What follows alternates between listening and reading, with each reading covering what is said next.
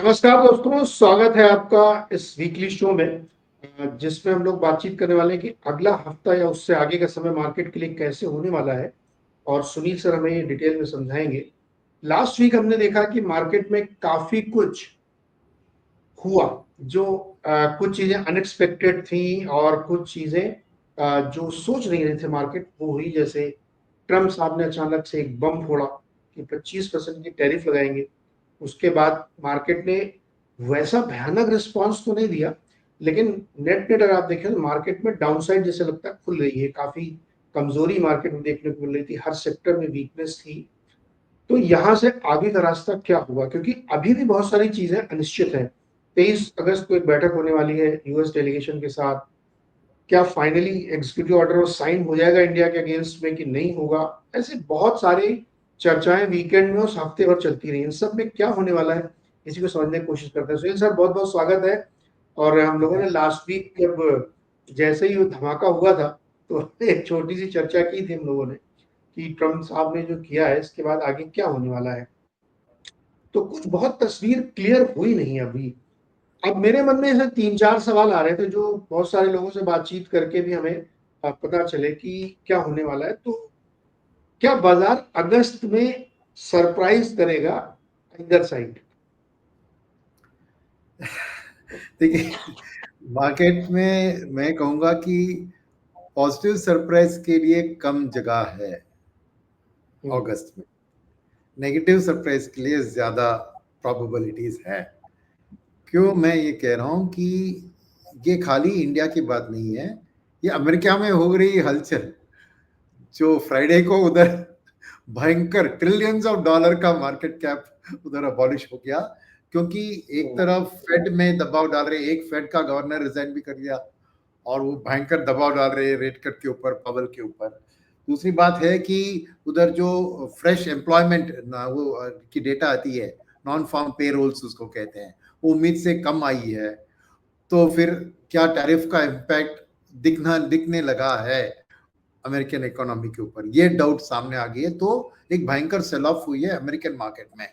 अब ये cell of का इंडिया के ऊपर इम्पैक्ट, क्या ये डेफिनेटली एक रिस्क ऑफ मार्केट की ओर आ रहा है, तो उसका इम्पैक्ट इमर्जिंग मार्केट और इंडिया पे भी आना चाहिए। ठीक है, वो एक बात है।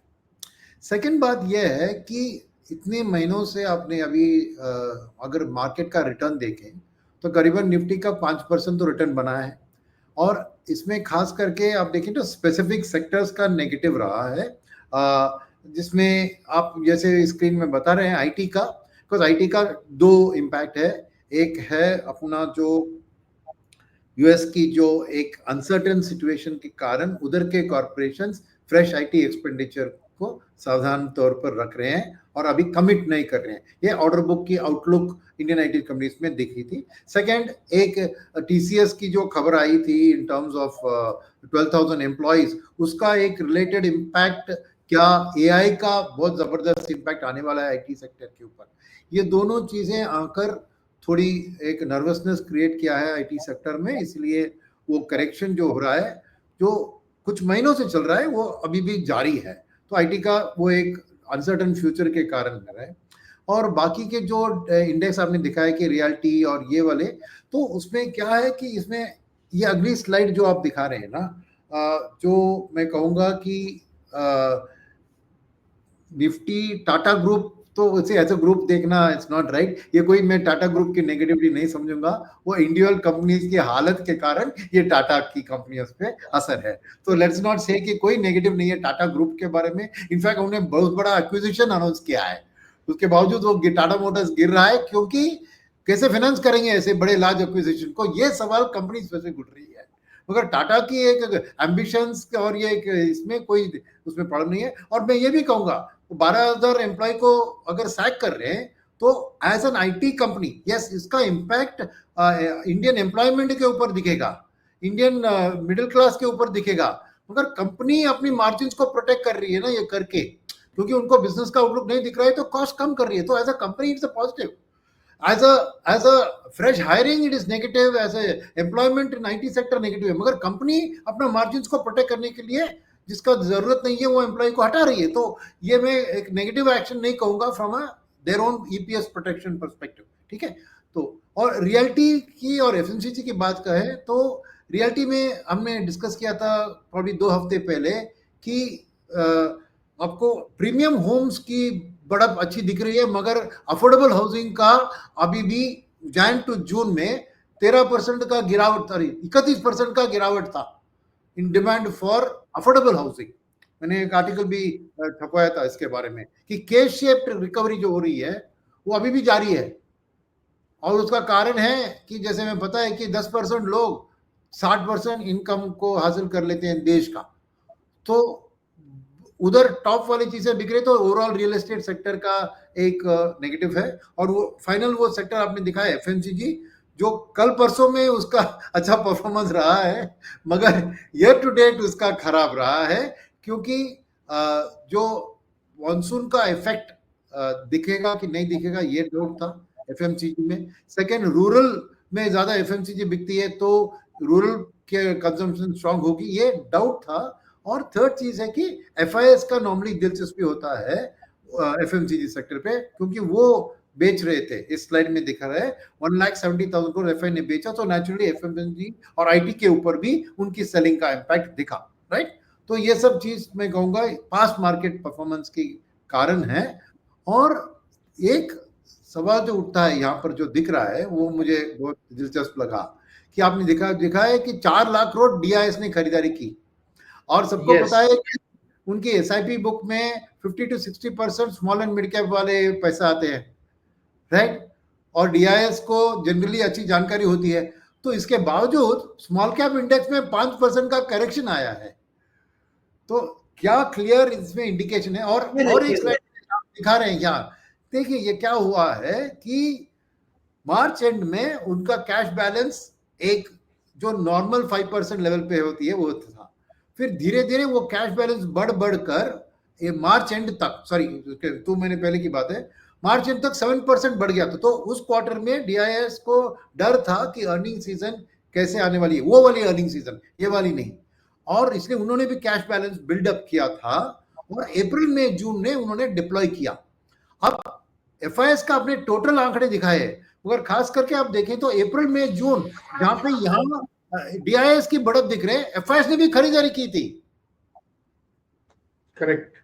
ये पीरियड में ज्यादा नहीं था, आई थिंक कुल मिलाकर 3 महीने में 40,000 करोड़ का खरीदारी था, जो एक ही महीने में जुलाई में उन्होंने हटा दिया, राइट। तो मेरा मानना था कि वो जो बाइंग था in the month of April में, उन्होंने डीआईएस ने अपना पूरा पैसा उधर डलवा दिया, और इसलिए मई टू जून अब देखिए उनकी कैश बैलेंस वापस 5.8 गिर गई।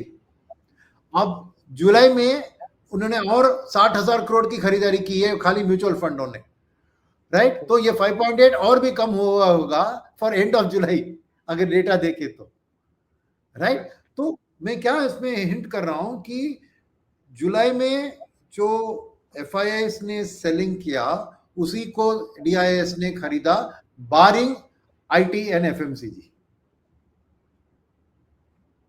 इसीलिए आपको स्मॉल कैप इंडेक्स में नेगेटिव रिटर्न आ गई, क्योंकि उनके पास खरीदारी करने के लिए थोड़ा स्मॉल कैप में प्रॉफिट बुकिंग भी करना पड़ा, क्योंकि हर मंथ आपको 25,000 करोड़ ही फ्रेश कैश मिल रही है म्यूचुअल फंड को, तो उन्होंने 50,000 60,000 करोड़ की खरीदारी की।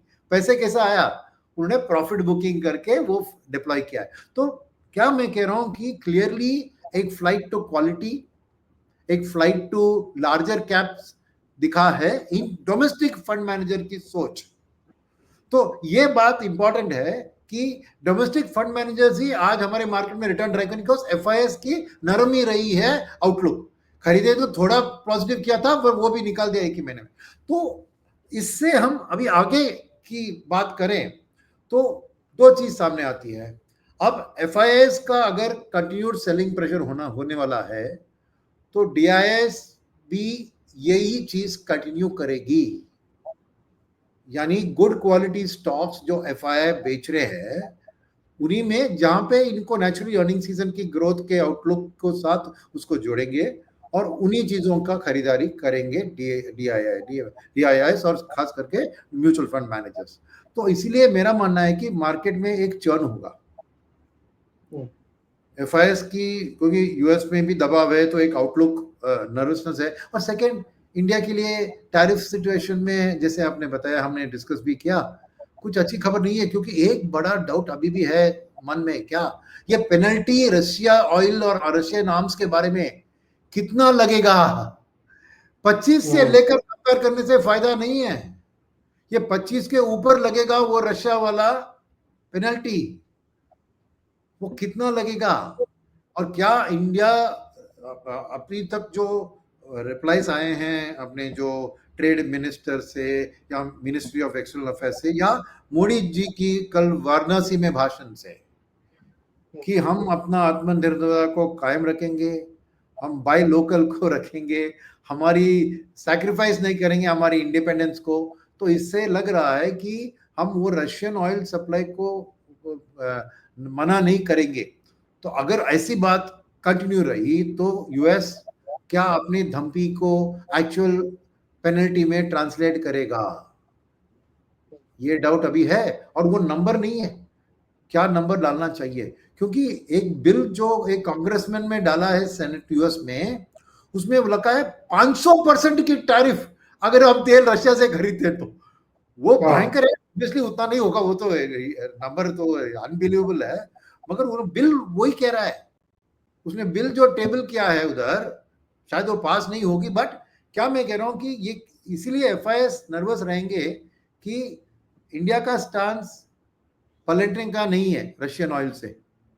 तो अगर ऐसी चीज है तो ट्रंप क्या अपना धमकी को एक एक्चुअल पेनल एक्शन में ये X% डालकर करेंगे तो वो इंडिया के लिए, क्योंकि ये पेनल्टी पूरी चीजों के ऊपर लगेगी ना। क्योंकि ऑयल पे क्या, ऑयल की दाम के कारण ऑयल पे क्या पेनल्टी लगा सकते हैं ना इंडिया, कुछ इंडिया और यूएस का ऑयल का संबंध में कुछ नहीं है, तो पेनल्टी लगेगा textile, leather, James and jewellery के ऊपर बिकॉज ऑफ ऑयल। तो ये अनसर्टेनिटी का माहौल है, उसमें क्लैरिटी अभी नहीं है।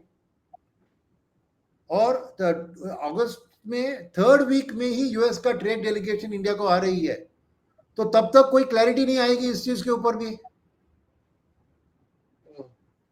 तो मेरा एक जल्दबाजी से एफआईएस की वापसी में नहीं देख रहा हूं। और अगर उनका सेलिंग प्रेशर कंटिन्यू रहा तो मेरा मानना है कि डीआईएस भी आपको उन्हीं लार्ज कैप को खरीदेंगे जो एफआईएस बेच रहे हैं। मगर एक चीज आपने देखा होगा इन 2 दिनों में, almost DIIs first day DIIs और एफआईएस का सेलिंग और बाइंग इक्वल था, और सेकेंड डे में भी डीआईएस का बाइंग एफआईएस की सेलिंग से ज्यादा था, फिर भी मार्केट गिरा।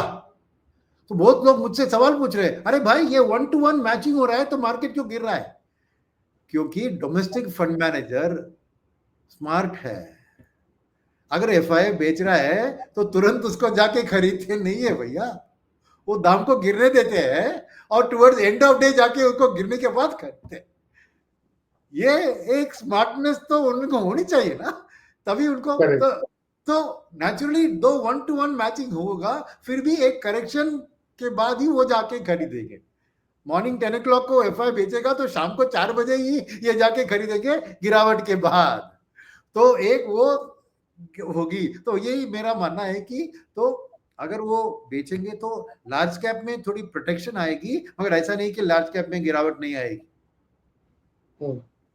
वो थोड़ी बहुत शेयर को गिरने के बाद ही जाके अपना कैश को डालेंगे, खरीदेंगे।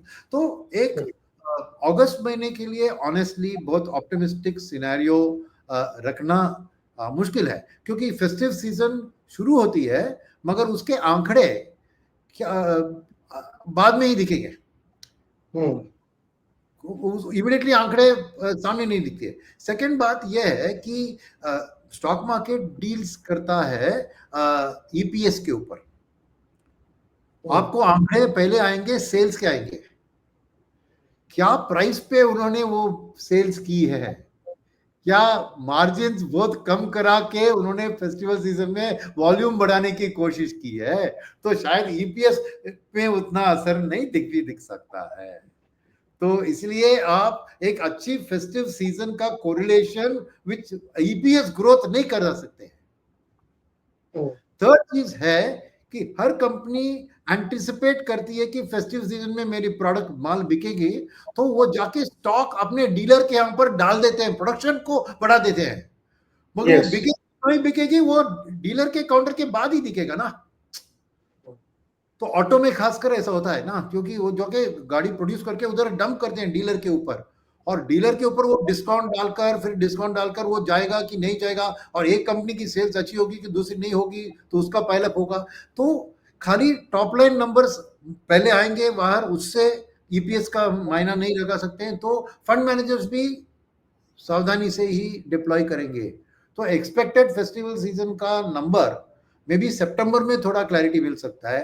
तो September is a better month to have an outlook, because आपको ये इनिशियल ट्रेड डील की आके जाकर क्या कुछ उसका रिजल्ट है वो भी दिखेगा। सेकेंड, आपको फेस्टिवल सीजन की ओवरऑल एक माहौल आपको अच्छी तरह थोड़ी बेटर दिखेगी सितंबर में कंपेयर टू अगस्त, राइट। तो मेरा जो आपने बहुत अच्छे से एनालाइज किया है कि अगस्त महीने में प्रोडिक्शन करना या सोचना बड़ा मुश्किल काम है।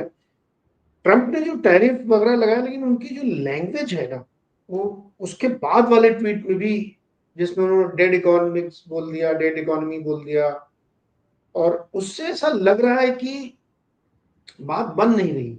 मतलब नेगोशिएशन जो होगा 23 अगस्त को आने वाले डेलीगेशन के साथ, उसमें भी कुछ खास हो पाएगा ऐसा अभी देख के लगता है। हालांकि वो इतनी पलटी मारते हैं कि अचानक से वो कुछ बोल दें तो पता नहीं चलता कि कब उनका मूड कैसा है। लेकिन जो लैंग्वेज है वो इंटरनेशनल फोरम पे उसको बहुत अच्छे से वेलकम नहीं किया जा रहा है, कि बहुत खराब लैंग्वेज उन्होंने यूज की है। उससे लगता है कि संबंध काफी खराब हो चुके हैं, और मार्केट में अपने इधर वो रिफ्लेक्शन दिख रहा है। दूसरा, अर्निंग सीजन में आप जो एनालिसिस कर रहे हैं वो एकदम करेक्ट है। मुझे तो लगता है जो अक्टूबर में रिजल्ट आएंगे ना Q2 के, और मजे की बात ये है कि अक्टूबर के महीने में सारे बड़े फेस्टिवल हैं, सारे बड़े उधर फेस्टिवल के रिजल्ट आते रहेंगे। तो ये जो असली तस्वीर, असली रियल पिक्चर, वो नतीजों के साथ दिखेगी। कि जैसे आपने अच्छा उदाहरण दिया, गाड़ियों की डंप पड़ी रहती है। मेरे ख्याल में अभी भी 70-75 हजार करोड़ की इन्वेंट्री है डीलर्स के पास, पता नहीं बिकेंगी कि नहीं बिकेंगी। तो मतलब थोड़ा सा डिम सा पिक्चर दिख रही है अभी। सरप्राइज नेगेटिव साइड में हो सकता है क्या? नहीं, नेगेटिव साइड, अगर वो ट्रम्प और भी ट्वीट डाले वो कुछ भी डाल देते हैं यार। तो उसके ऊपर किसी का कंट्रोल नहीं है। मगर एक चीज आपको याद रखनी चाहिए, हमने बहुत मैच्योर तरीके से इसका रिस्पांस दिया है हम्म। एज अ देश। मैं कहूँगा कि आप देखिए पीयूष गोयल की स्टेटमेंट, और एक अपना जो प्रेस रिलीज हुआ था, फिर मिनिस्ट्री ऑफ एक्सटर्नल अफेयर्स, हमने इस क्या कहते हैं उसको, जो भड़काने वाली चीज थी, उससे हमने रिस्पॉन्ड नहीं किया एक एक एंगर से या कुछ, एक कामनेस से ही हमने किया है। और सी बात मैं कहता हूँ ना कि ट्रम्प की जो बात होती है, लैंग्वेज, ये सब हमें इग्नोर करना चाहिए। ये मानते हैं, मैं भी एज ए इंडियन बहुत हर्ट हो गया था कि ऐसे कैसे कह सकता है, उसको क्या डेटा नहीं दिखता है क्या, डेड इकोनॉमी, रशिया को क्या है, बात अलग है, हमें तो उसके साथ क्यों जुड़ रहा है। वैसे ही वो दूसरी बात है कि वो पाकिस्तान के बारे में इंडिया को ऑयल बेचेगी, ये क्या जरूरत है, ये इंडिया और पाकिस्तान को ये क्यों साथ साथ में, ऐसे वी आर इक्वल कंट्रीज कर रहा है। तो ये सब चीज बहुत इरिटेट करती है, और as an Indian you feel bad. But आप देखेंगे तो मैं कहूंगा कि भोंगता गुटता उतना काटता नहीं है। हम्म। तो ये, क्योंकि जापान के बारे में भी उन्होंने 25% लगा दिया, फिर बस कुछ ही दिन में 15 पे आगे डील हो गया। तो मेरा मानना है कि वो कुछ थोड़े अनहिंज्ड, माने लिखते हैं विदाउट थिंकिंग, वो उनकी ये है। सेकंड, वो सोचते हैं कि ऐसे लिखने से मेरी बार्गेनिंग पोजीशन बेटर हो जाएगी, ये सोचते हैं, इसलिए वो ऐसे करते हैं। मगर मेरा मानना है कि जो एक्चुअल ट्रेड डेलीगेशन है, वो इन बातों से उनका संबंध नहीं है, वो प्रैक्टिकल चीज डिस्कस करिए। मगर यस, एक बात मैं जरूर मानूंगा कि ये जो हमारी रेड लाइन है और उनकी रेड लाइन है, हम्म। उनकी हमारी रेड लाइन है agree, dairy, genetically modified goods. उनकी रेड यस। लाइन है ब्रिक्स में आपका शामिल होना, रशिया से तेल और आर्म्स खरीदना, और उनको चाहिए हमारे मिडिल क्लास की एक्सेस। देखिए, हमारा, जैसे मैंने लास्ट टाइम प्रॉब्लम स्लाइड दिखाया था ना, 10% इनकम 60% इनकम 10% लोगों के पास है। वो मार्केट तो हम इजी आसानी से उनके लिए खोल सकते हैं, चाहे वो लिकर हो या हार्ली डेविडसन बाइक हो, जो भी हो, राइट।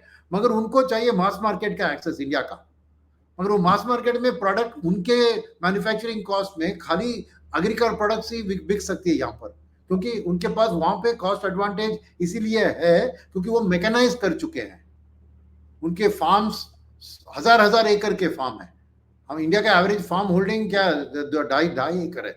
तो उनके पास जो मैकेनाइजिंग का एडवांटेज है उसके कारण उनका एक सोया और कॉर्न उसमें एक मार्केट में तो वो सस्ते रेट में बेच सकते हैं because of the cost advantage of automation and mechanisation. तो वो उनको एक्सेस चाहिए। हम पहले दिन से कह रहे हैं कि नहीं होगा और वो पहले दिन से वही पूछ रहे हैं। तो ये जो रेड लाइंस है ना वो पहले दिन से आज तक बदली नहीं है। ये टॉक जो जैसे कहते हैं ना जो पेड़ काटे थे बगैर अब पत्ते को काट रहे हैं, तो वो है। मगर ये बातचीत जारी उनकी तरफ से भी रखी है उन्होंने। तो मेरा मानना है कि एक कोशिश होगी ये 3rd वीक ऑफ अगस्त की जो ट्रेड टॉक्स है कि जो आसान चीज है एटलीस्ट उसको तो हम एक इंटरिम ट्रेड डील अनाउंस करें। मुश्किल वाली चीज को बाद में टैकल करते हैं, अभी कुछ करने का नहीं है, हम बातचीत जारी रखते हैं। पर एटलीस्ट कुछ ना कुछ तो एक अग्रीमेंट, जहां पे अग्रीमेंट है हमारा, जहां पे हम फॉर एग्जांपल मैं बात कहता हूं ना को एक 20% ऑफ इंडिया का ऑयल का रिक्वायरमेंट हम अमेरिका से खरीदेंगे, ये कमिटमेंट हम दे सकते हैं बिना ये कहे कि रशिया से नहीं खरीदेंगे। हम कहते हैं 20% आपसे खरीदते हैं, वो कर सकते हैं। कुछ ना कुछ एक ऑटोमेशन इन अपना जो एडवांस्ड डिफेंस इक्विपमेंट है, कुछ ना कुछ कमिटमेंट दे सकते हैं हम। तो एक थोड़ा एक प्रोग्रेस उधर। और हम जैसे मैंने कहा कि अपनी जो टॉप वाली हाई क्वालिटी प्रोडक्ट्स है वहां पे हम थोड़ा टैरिफ को हल कर सकते हैं, शायद 0 टैरिफ भी कर सकते हैं वो वाले प्रोडक्ट में, करेक्ट। तो हम जैसे कहीं पे ये बिना सोल्यूशन के आगे नहीं जा सकता है। तो अगस्त के टॉक्स में मेरा मानना है क्योंकि ये 25% लग जाएगी 7 अगस्त से। आप कह रहे थे कि साइन होगा कि नहीं, अरे साइन कर दिया है ना ट्रंप ने, एग्जीक्यूटिव ऑर्डर इंडिया का साइन कर दिया उसने। वो लिस्ट ऑफ कंट्रीज का व्हाइट हाउस के अंदर एक चिट्ठी डाल दिया उसने, लेटर लिख लिया है। और उस लेटर में लिखा है 25% इंडिया का, तो वो लग गया है, शुरू हो जाएगा। ऐसा नहीं कि कोई की जरूरत है। आपने देखा नहीं तो मैं देखता हूँ, व्हाइट हाउस का रिलीज है नहीं, 7 तारीख की डेट तो आ गई। हाँ डेट तो और क्या, और एक मैं चीज मैं कह रहा हूँ कि इसमें फॉरेनर की नर्वसनेस इंडिया के बारे में वो है फार्मा के ऊपर।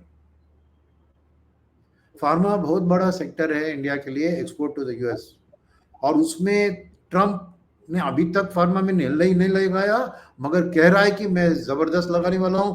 चिट्ठी भी लिख दी है उसने लीडिंग फार्मा कंपनीज को, भैया सुनो दाम कम करा दो नहीं तो मैं बहुत सख्त कार्रवाई लूंगा, लेटर लिखा है उसने। तो वो एक बहुत बड़ा डर है ना एफआईएस को इंडियन फार्मा के बारे में। देखिए बहुत से अननोन्स है अभी सिचुएशन में, तो फार्मा सेक्टर को बिल्कुल वो छुएंगे नहीं। दो मेरे को डोमेस्टिक फार्मा की नंबर सब अच्छी लगी इस सीजन में, हॉस्पिटल्स की, डायग्नोस्टिक्स की, वो सब तो अच्छी लगी, मगर और इंटरनेशनल फार्मा की भी नंबर्स अच्छी लगी। बट क्या है कि फ्यूचर की बात है ना, तो फार्मा एक बहुत बड़ा एक सेक्टर है जहां पर सेलिंग प्रेशर आ सकती है अभी भी एफआईएस की तरफ से।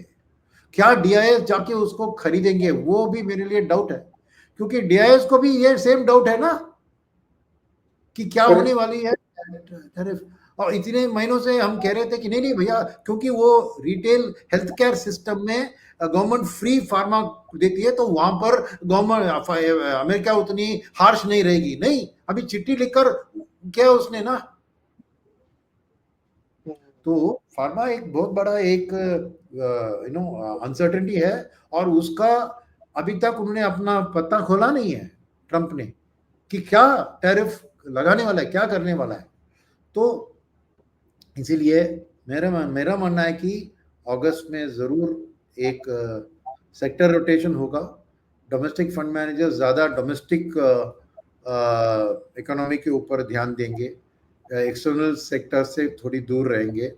और एफआईआईएस की क्या बात होती है, और इसलिए कि एफआईआईएस में जो पैसिव फंड की सेलिंग होती है वो सभी सेक्टर को बेचते हैं ना, तो डोमेस्टिक सेक्टर और एक्सटर्नल सेक्टर दोनों में बिकवाली होती है। तो ये डोमेस्टिक में जो भी बिकवाली होती है वहां पे डीआईएस जाके खरीदारी करेंगे।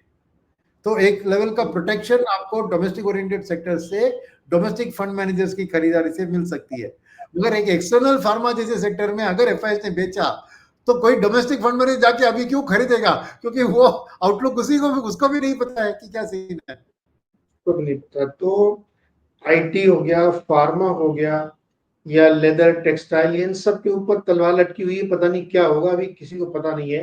लेकिन एक सर डोमेस्टिक सेक्टर है हमारा बैंक वाला। तो बैंक वाले का जो हम लोगों ने लास्ट वीक मैंने दिखा नहीं पाया था, इस बार दिखाता हूं मैं। वो आप देखिएगा कि किस तरीके से हम लोगों का वो है नंबर ये। अब इसमें लोन ग्रोथ जो है वो क्रॉस द सेक्टर नीचे की तरफ आ रहा है। यस। ये तो प्योर डोमेस्टिक सेक्टर है हमारा। अब इसकी उम्मीद क्या फेस्टिवल सीजन से ही करनी चाहिए, या ये चूंकि हिस्ट्री है और बहुत सारे फैक्टर्स यहां से आगे प्ले आउट होंगे, तो उसमें कुछ उम्मीद रखनी चाहिए? आई थिंक सो, यहाँ पे उम्मीद रखनी चाहिए, क्योंकि इसमें अभी आरबीआई का रेट कट का ट्रांसमिशन पूरा नहीं हुआ, एक वो बात है। सेकंड, एक पीरियड जो था कि एक हाई इन्फ्लेशन वाला पीरियड था, वो अभी लो इन्फ्लेशन वाले में घट रहा है, मगर जो रिपोर्टेड इन्फ्लेशन है और रियल इन्फ्लेशन में जमीन आसमान का फर्क है। ओके, तो लोगों के पास अभी भी कंजम्पशन की एक सेंटिमेंट पॉजिटिव टर्न नहीं हुई है। और अगर आप देखें इस एंड में देखें तो मार्च के बाद एक और शार्प गिरावट हुई है। आप लास्ट में देखिए मार्च टू मई, देखिए एक और डाउनटर्न हुआ है, क्योंकि जो आरबीआई की रेट कट का ट्रांसमिशन वो इवन द गवर्नमेंट बजट में जो अनाउंस किया वो अप्रैल महीने ही में ही लोगों के हाथ में एक कैश महसूस हुआ होगा फ्रॉम अ टैक्स सेविंग। तो इसलिए इमीडिएटली वो खरीदारी में नहीं डाले थे वो 1 लाख करोड़ का पैसा। पर मेरा मानना है कि जैसे फेस्टिवल सीजन आता है वो डेफिनेटली उसको यूज करेंगे कंजम्पशन के लिए, और बैंक्स और एनबीएफसी भी आपको ईएमआईज को कम कराएंगे। तो नेचुरली मेरा मानना है कि ये एक रिवर्सल ट्रेंड फेस्टिवल सीजन से दिखना चाहिए, मगर पास्ट का जो डेटा है वो दिख रहा है। और इसमें दो चीज है, अगेन जैसे मैंने ऑटो कंपनी और कंजम्पशन कंपनी के बारे में लोन बुक की अपना जो ऑर्डर का स्टैकिंग डीलर पे कह रहा था, वैसे इस ग्राफ के कारण, राइट। और मैंने एक और नंबर लास्ट टाइम बताए थे कि एचडीएफसी बैंक के क्वार्टरली नंबर में 16% loan growth, sorry 16% deposit growth था, 6% लोन ग्रोथ था। तो मैं क्यों कह रहा हूं कि अब जो फ्रेश ईएमआई के लोन लेंड करेंगे उसमें आपको निम्न के ऊपर प्रेशर होगा, एग्जिस्टिंग बुक के ऊपर उतना नहीं होगा, क्योंकि ऑटो लोन और पर्सनल लोन फिक्स्ड रेट होते हैं और हाउसिंग लोन में भी एक लैग से वो ट्रांसलेट होता है, राइट। मगर फ्रेश लोन्स में margins will be less than the old loan book. उसका इफेक्ट उतना नहीं होता है, क्योंकि incremental loan divided by total loan book 5% या 10% ही होता है ना। मगर फिर भी याद रखना चाहिए कि जैसे ऑटो कंपनी या कंज्यूमर ड्यूरेबल कंपनी डिस्काउंट देके अपना माल बेचने की कोशिश करी, लेंडिंग में भी कंपटीशन में, क्योंकि लोग बोरो नहीं कर रहे हैं, उनको अपना मार्जिन कम करा के ही समहाउ लोन ग्रोथ को बूस्ट करने की जरूरत होगी। तो इंक्रीमेंटल निम के ऊपर प्रेशर जरूर होगी। ये याद अच्छा सर, रखना। एक सेक्टर आपकी नजर पड़ी हो ऐसे ही, मतलब मैंने देखा, बड़ा आश्चर्य लगा, वो जो इलेक्ट्रॉनिक्स मैन्युफैक्चरिंग वाली कंपनीज हैं, ये सब खबरों में आ रही थी, ये टैरिफ और ये वो, उस समय वो सेक्टर में तेजी बन रही थी। मतलब ईयर टू डेट भी देखिए आप उनको, या वैसे भी देखिए, तो जैसे वो केन्स टेक्नोलॉजीज और सिरमा एम्बर और ये सब, ये क्यों चक्कर क्या था, ये क्यों तेज हो रहा था इतना? ये क्यों, इसमें क्यों इतना तेजी हो, जबकि ये भी तो एक्सटर्नली है? जुड़े हुए? देखिए, अल्टीमेटली इन सेक्टरों की आउटलुक अच्छी है, बिकॉज चीन के और हमारे टैरिफ में डेफिनेटली फर्क होगी। हाँ। ये बेसिकली चीन के प्रोडक्ट है ना, ये चीन के थ्रू उधर अमेरिका के जाने वाले प्रोडक्ट ही इंडिया को शिफ्ट हो रहे हैं। राइट। राइट, पूरे के पूरे एप्पल या सैमसंग या फोन्स जो भी है, अब तक चीन में वो मैन्युफैक्चर होते थे, वो ही इंडिया को शिफ्ट हो रहे हैं। राइट, और वो वापस चीन में जाने की संभावना नहीं है, क्योंकि एक तो चीन के ऊपर मेरे ख्याल में इंडिया से ज्यादा टैरिफ लगेगी, एक वो चीज रखे। मगर दूसरी बात है कि उधर हाई कॉस्ट ऑफ लेबर के कारण ही वो प्रोडक्ट इधर शिफ्ट हुआ है ना, क्योंकि यहाँ क्या शिफ्ट हुआ है, असेंबली ही शिफ्ट हुई है। असेंबली। तो वहां पे लेबर कॉस्ट का डिफरेंस बहुत है, क्योंकि चीन का 4.25 है मैन्युफैक्चरिंग कॉस्ट पर आवर, हमारा 1.5 है। तो ये 25% टैरिफ उसके ऊपर लगने, अभी तक एग्जेम्प्ट भी है। अच्छा भाई, वो भी है, अभी तक वो इलेक्ट्रॉनिक को एग्जेम्प्ट किया हुआ है ट्रंप ने, फार्मा को, और ये इलेक्ट्रॉनिक वाले प्रोडक्ट को उन्होंने टैरिफ से एग्जेम्प्ट किया हुआ है। इसीलिए people were anticipating up to now कि ये परसों वाली ट्वीट को भूल जाए आप, उसके पहले कि कुछ ना कुछ तो डील होगा, ये उम्मीद तो थी ना। इसमें जानते हैं क्या सर, अब ये वाली खबरें ठीक है एग्जाम वाली, लेकिन अभी जब वो चाइना के ऊपर पूरा करेंगे ना, तो हम तो वहीं से ला रहे हैं, अभी भी चिप माइक्रोचिप वहीं से आ रही है हमारी, असेंबल कर रहे हैं। तो ट्रिगर हैप्पी हम लोग हैं, तो हम लोगों ने देखा कि अच्छा इसको अभी फिलहाल एग्जाम रखा तो बढ़ गया तेजी, लेकिन अभी पूरी पिक्चर क्लियर नहीं है कि चाइना को किस तरह से वो टाइट करेंगे, तो उसका इम्पैक्ट हमारे ऊपर कैसे आएगा, फिर उनके डोमेस्टिक क्या पड़े, बहुत सारी चीजें अनसर्टेन है। लेकिन इस बीच एक अच्छी खबर सर बताओ मार्केट के लिए, जो लोगों को, भारत के लिए खासतौर, ओपेक प्लस ने ये तय किया है, जिनकी अगले सितंबर में बैठक होगी, कि वो ऑयल प्रोडक्शन और बढ़ाने जा रहे हैं। तो उसका फायदा ये होगा कि ऑयल प्राइसेस थोड़ा और सप्रेस होंगी, और जो ड्यूटी लगाने की बात करेंगे, पेनल्टी लगाएंगे रशिया से मत खरीदो, तो अब एक्चुअली हमारा डिफरेंस जो है $6 से $7 का ही है। वहां से अगर रशिया से लेते हैं तो $7 हमको सस्ता पड़ता है, लेकिन हम अपनी टोटल जरूरत का बहुत थोड़ा सा लेते हैं, 8-10%। तो अगर मान लीजिए उसमें हमने लगा भी दिया तो बहुत ज्यादा नहीं फर्क पड़ेगा, $2-1 का नेट इम्पैक्ट आएगा, जो कि $2-3 बिलियन रुपीज में होगा। लेकिन मुझे तो इससे बहुत खुशी है कि ओपेक वाले करें और बढ़ाऊंगे प्रोडक्शन, और सस्ता करेंगे तेल तो ड्रिल बेबी ड्रिल वो पाकिस्तान में जो कराना चाहते हैं हो नहीं पाएगा सर। नई चीज शुरू करने में बहुत पैसे लगते हैं, खुद अपने यहाँ तो कर नहीं पा रहे हैं ज्यादा, पाकिस्तान में क्या कराएंगे वो। मुझे तो ये लग रहा है कि एक सिल्वर लाइनिंग है कि ऑयल प्राइसेस अभी भी सप्रेस रहने की पूरी उम्मीद है। नहीं, वो जरूर आप जो कह रहे हैं वो सही बात है, और ये टैरिफ के कारण ही आपको वर्ल्ड में एक स्लोडाउन जो है उसका तो भी ऑयल के डिमांड के ऊपर दिखेगा। तो नेचुरली डिमांड सप्लाई का equation, supply will be more than demand, तो प्राइसेस सॉफ्ट ही रहेंगे। वो इंडिया के लिए पॉजिटिव है। अरे इंडिया के लिए पॉजिटिव गिरना शुरू करेंगे तो बहुत है ना। डोमेस्टिकली देखे ना, आरबीआई का इतना सपोर्ट है, फिस्कल पॉलिसी का भी सपोर्ट है, मानसून का भी सपोर्ट है, सपोर्ट में कोई कमी नहीं है। मगर क्या है कि ग्रोथ लेवल में वो ग्रोथ नहीं हो रही है जितना उम्मीद था। फैक्ट ऑफ द मैटर वही है ना, सपोर्टिव चीज सब सपोर्टिव में है। अरे एग्जाम में आपने पूरा अपने बेटे को खाना अच्छा खिला दिया, उसको पढ़ाई के लिए ट्यूशन भी लगा दिया, ओके, उसकी अच्छी क्वालिटी पेन भी दे दी उसको, कस के जब एग्जाम में जाके उसको परफॉर्म करके मार्क लेके आना है ना, वो इंडिया में नहीं हो रहा है ना, इसीलिए बड़ा प्रॉब्लम है ना। सर मुझे लगता है कि ट्रम्प के लिए ना बुद्धि शुद्धि हवन कराना चाहिए दिमाग को, जो हर दूसरे दिन एक नई चीज लेके आ जाते हैं।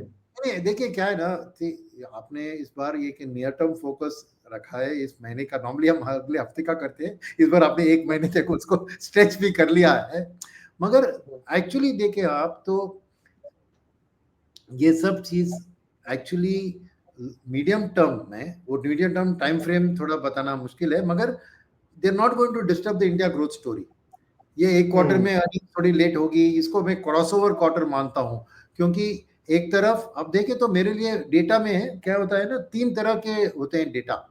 ये जो रिपोर्ट होती है, अर्निंग्स हो, जीडीपी हो, इन्फ्लेशन हो, जो भी डेटा रिपोर्ट होती है, एक है रिपोर्ट होती है YOY, यानी एंड वो कंपैरिजन होता है प्रीवियस क्वार्टर का YOY से। ओके, तो क्या होता है कि पिछले क्वार्टर का जो बेस इफेक्ट था ना, उसके कारण ये इंपैक्ट हो रहा है। मगर उसके अलावा दो और चीज है जो इंपॉर्टेंट है। एक है Q-on-Q क्या हो रहा है, एब्सोल्यूट नंबर का सीक्वेंशियली क्या हो रहा है, क्योंकि अगर जीडीपी की नंबर अच्छी आती है तो वो Q-on-Q में नंबर नहीं दिखेगी। इकोनॉमी ग्रोथ पाथ में है तो उसका वो एक है, तो वो भी देखना जरूरी है। सेकंड चीज है कि वर्सेस एक्सपेक्टेशन, ये पूरा अर्निंग सीजन का एक एनालिस्ट का जो कंसेंसस एक्सपेक्टेशन होता है वही डिसाइड करती है कंपनी की रिजल्ट अच्छी आए, नहीं नहीं मेरी उम्मीद थी कि इससे भी अच्छी आएगी, और क्या खराब है, नहीं नहीं उतना खराब नहीं है जितना मैंने सोचा था। तो ये कंफ्यूज करने वाली बात है। क्यों मैं कह रहा हूं कि इस अर्निंग सीजन में मेरा मानना है कि ये क्रॉसओवर क्वार्टर है, क्योंकि Q-on-Q मुझे नंबर्स अच्छे ही लग रहे थे एज अ सीक्वेंशियल। मगर क्या है कि एनालिस्ट ने बहुत अपनी उम्मीद, क्योंकि ये सब पॉजिटिव सपोर्टिंग फैक्टर्स थे ना, सभी ने उसको अपने एस्टिमेट में बिल्ड कर दिया, इसीलिए एक डिसअपॉइंटमेंट हुआ। तो मेरा मानना है कि अगले क्वार्टर में वो एक यू शेप की तरह वो एक रिकवरी सामने दिखेगी, वो एक बात मेरी है। सेकंड, जैसे आपने कहा था अक्टूबर 10 तारीख से जो रिजल्ट आएगी उसमें एक फेस्टिवल सीजन का बेटर नंबर पिक्चर होगा हाथ में। At the same time market की सोच FY27 पे चली जाती है उसी टाइम पे, राइट। अक्टूबर 10 से नवंबर 30 तक जो रिजल्ट आते हैं उसमें और 4 महीने का रिजल्ट एक्सपेक्टेशन लेकर क्या फायदा। 15 महीने का वो नंबर देते हैं तो ऑटोमेटिकली वो एक सीक्वेंशियली 10% नॉमिनल जीडीपी ग्रोथ रखे तो 10% अर्निंग्स की ग्रोथ रखे तो वैल्यूएशन का 10% ऑटोमेटिकली एक रीजनेबल सादा था ना। तो ऑटोमेटिकली मेरा मानना है कि इस दिवाली के टाइम में मार्केट का, जब तक ये टैरिफ की एक बैठक होगी कुछ ना कुछ एक क्लैरिटी आ जाएगी, तो मेरा मानना है कि दिवाली से मार्केट हाइस पहुंच सकती है। तो ऐसे आउटलुक रखने से तो इस महीने में खरीदारी करना अच्छा है, बट इस महीने में खरीदारी करके इमिडिएटली आप खुशी या नाराजगी का माहौल मत रखिए, बनाइए। ये एक इन्वेस्टमेंट का वक्त है, वही मेरा मानना है। तो अगस्त में मार्केट में कंसोलिडेशन रहेगी, हलचल रहेगी, एक्सटर्नल सेक्टर्स में करेक्शन भी आ सकती है। बस इसके बावजूद आपको दो ही चीज मन में रखना है, आपकी क्या टाइम फ्रेम है इन्वेस्टमेंट की और आपकी क्या रिस्क कैपिटाइट है। तो मैं अभी भी कहूंगा कि जिसका रिस्क कैपिटाइट ज्यादा है वो एक्सटर्नल सेक्टर को खरीदे जहां पे गिरावट ज्यादा होने वाली है।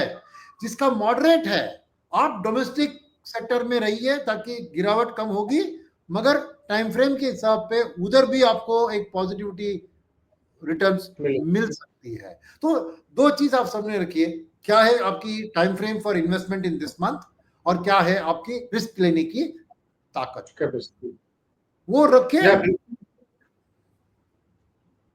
यस, और हमने सर इस हफ्ते की बजाय महीना इसलिए किया कि वो 23 अगस्त वाली डेट में दिमाग में घुसी, वो उसको डेलीगेशन आना है और ये वो, तो इसलिए मैंने किया। अदरवाइज तो एक हफ्ते का हम लोग रखते हैं, लेकिन आपने सही से एक्सप्लेन किया। 21 दिन है, 21 दिन में 21 ट्वीट आ सकते हैं सर 42 एक दिन में 2 ट्वीट भी आ सकते, और सर मतलब बहुत ही मुश्किल काम है कि जो आदमी हर दिन कुछ ना कुछ एक ट्वीट कर दे और उस ट्वीट पे मार्केट रिएक्ट कर देता है, तो कहना बड़ा मुश्किल है कि क्या होगा क्या नहीं होगा। और वो इतना हार्श ट्वीट लिखते हैं, मतलब मुझे लगता है कि एक प्रेसिडेंट होकर के वो इस तरह के ट्वीट लिखते हैं, ये तो मतलब जैसे इंडिया में हम लोगों के यहाँ जो ट्रोलर लिखते हैं उस टाइप के ट्वीट होते हैं, ये डेड इकोनॉमी और पता नहीं क्या क्या, मतलब और इसलिए दो चीज हो रहे मैं देख रहा हूँ तो अपनी सोशल मीडिया वर्ल्ड में।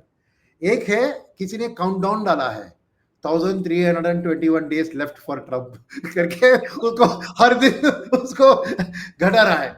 और दूसरी ट्वीट जारी है कि इंडियन गवर्नमेंट को साफ साफ कहना है कि we support Trump for Nobel prize. हाँ तो अगर वो कर देंगे तो क्योंकि एक नोबेल प्राइज के कारण असीम मुनीर को लंच भी मिला, उधर ऑयल कंपनी में निवेश भी मिला क्या, और डिजिटल में भी उनको सपोर्ट मिला। तो नोबेल प्राइज एक अस्त्र है जो बहुत ही मतलब कुछ भी चल रहा है। ट्रोल कभी भी रात में पढ़ो ना तो बहुत मजा आता है कि तरह तरह के मीम बनाते हैं लोग और क्या क्या। बट एनीवे, अगले हफ्ते में देखते हैं मार्केट कैसे पैन आउट होता है, क्या क्या नई चीजें निकल के आती हैं अचानक से, क्या और सरप्राइजेस आते हैं, उस पर हम लोग फिर नेक्स्ट वीक चर्चा करेंगे। और जैसा कि सुनील सर ने कहा कि अगर आप कितना आप इन्वेस्टमेंट करते हो, टाइम होराइजन क्या है और रिस्क एपेटाइट क्या है, उसी के अकॉर्डिंगली आप अपनी स्ट्रेटजीज बनाइएगा और थोड़ा सा आंख कान खोल के सावधान रखिएगा, क्योंकि सावधानी हटी तो दुर्घटना घटी। ये आज का निचोड़ है। तो सुनील सर बहुत बहुत शुक्रिया अच्छे से एक्सप्लेन करने के लिए। हमने बहुत सारे बड़े मेहनत से यार ग्राफिक बनाए सुनील सर की मदद से। तो प्लीज चैनल को सब्सक्राइब करिए, सुनील सर का भी एक चैनल उसको भी सब्सक्राइब करिए, और हम सब मिलके लगातार मार्केट को डिकोड करने की आपके लिए कोशिश करते रहेंगे। Sir thank you so much और enjoy your Sunday. Thank you.